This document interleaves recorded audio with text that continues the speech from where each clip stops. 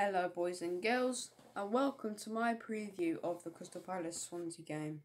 Into what I think is going to happen in the game and the team news and my team predictions. So starting off with our team, we started off the campaign 3-0 down against Huddersfield. Very disappointing, and it was very embarrassing. And then we played Liverpool, which was less embarrassing but still disappointing with the performance. But then we got our first victory Tuesday night against Ipswich Town. We won 2-1, James McArthur getting both the goals. And then we probably gave up in the last 4 minutes of injury time where Ipswich could have scored 3 goals. I'm not joking, 3 goals. The team news ahead of Crystal Palace's game against Swansea is that Loftus-Cheek is out with a back injury and Zaha's still out with Loftus-Cheek is out with a groin injury and Zaha's out with a hamstring injury, I think. In terms of Swansea, they've got a few good players in there. They've got Fabianski in goal, who's a very good goalkeeper, obviously. Former Arsenal keeper, I think he's a very good goalkeeper. He probably saves Swansea's defence. Carl Bartley, who's probably a major part of their defensive role, is out injured. Ki Sung-young out injured, and their main man up front, Fernando Llorente, out injured. So let's get into my 1 to 11. Starting in goal, I'm going with Wayne Hennessy. No other goalkeeper than Wayne Hennessy for us. So we've got Speroni, but Wayne Hennessy has to go in goal because Speroni's getting on a bit. Going into the defence, I'm at right centre back. I'm going with Timothy Fosu-Mensah. I think is a really good signing.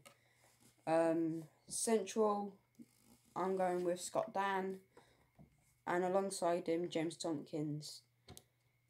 I maybe thought could have gone with Martin Kelly because he had a good performance against Ipswich Town, but also there's no Joe Riedewald because he's out injured as well. Going into the wing backs, at right wing back, I'm going with Joel Ward.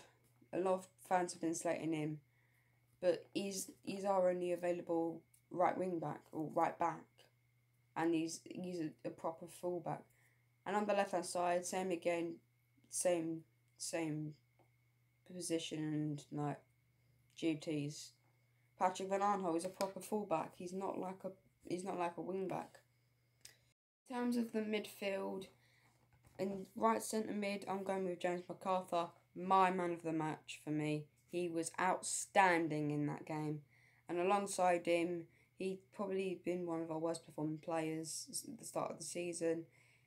Luka Milivojevic, but he's a tank. We need him to perform tomorrow because he is a major player in that midfield.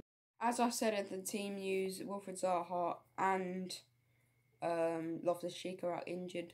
So for my front three, at right wing, I'm going to go with Shuli Kai. Great young talent.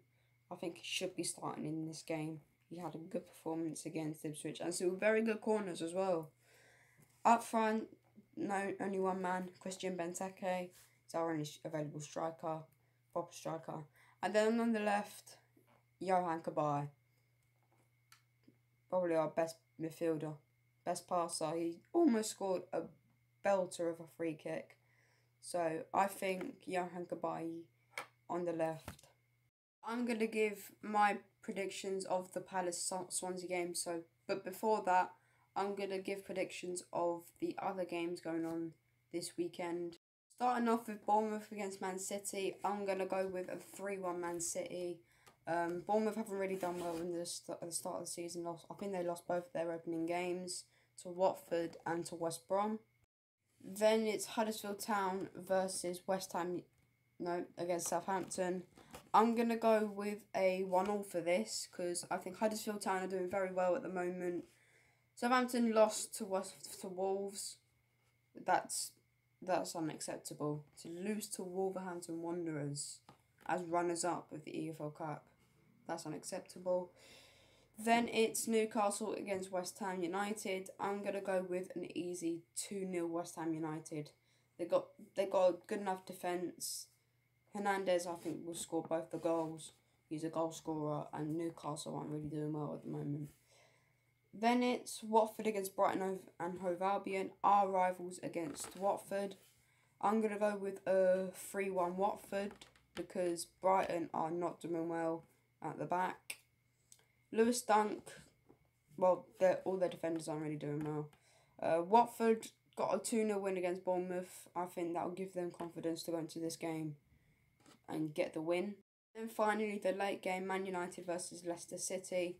I'm going to say a 1-1 for this one because I think Leicester have a very good team. But United have a very good team as well. But I think Kasper Schmeichel will make a load of good saves. Zlatan's back at United, signed another 1-year deal yesterday. I reckon he'll probably start alongside Lukaku in that game, but I think he'll finish 1-1. Moving into Sunday's game, Chelsea against Everton. That's one of the early games. I'm going to go with a 2-1 Chelsea because Everton are playing well. No, actually, no, I'm going to go with a 1-0 Chelsea. Defensively, they played well against Tottenham. Batshuayi got the own goal, but I think defensively they'll do better than Everton. I think they'll keep a clean sheet. And I think it will be Morata to get the goal. He's on my dream team, so I just want him to score. Then it's West Brom against Stoke. I'm going to say a 1-1 for this one because I think they're both evenly matched teams. Stoke beat Arsenal, but West Brom are doing well. They've won both their opening games. I think they both got a clean sheet, and I think they got clean sheets in both of them as well.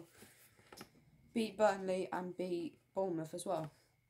Then it's the big one, Liverpool against Arsenal. I'm going to say a 2-2 for this one. I think it's going to be high scoring because they both got very good attacks and they both got very shit defences. And finally, Tottenham against Burnley. I think it's going to be easy for Tottenham. I'm going to go with a 3-1 Tottenham.